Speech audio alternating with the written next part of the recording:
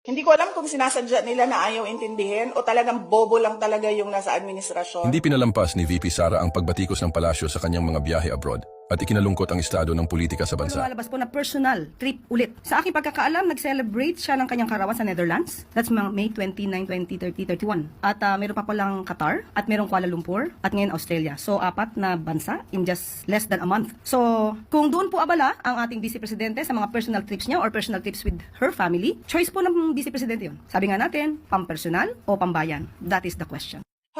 Alam mo kasi, hindi kasi nila naiintindihan, sorry Hindi ko alam kung sinasadya nila na ayaw intindihin o talagang bobo lang talaga yung nasa administrasyon. I'd like to lean doon sa latter kasi sa lahat ng mga desisyon nila lately.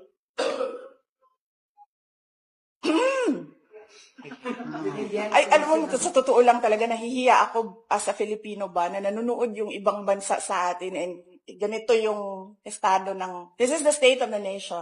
Nilalagay namin doon personal to differentiate it from official. Kasi pag personal, hindi ako gumagamit ng pera ng bayan. Pag official, gumagamit ako ng pera ng bayan.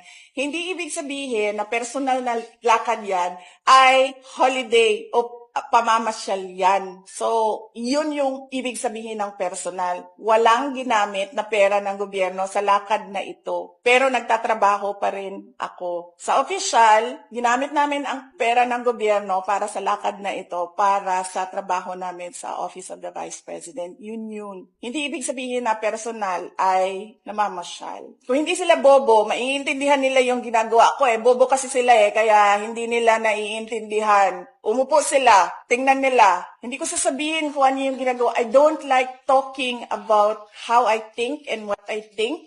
So, kung meron silang gusto basahin doon, good luck.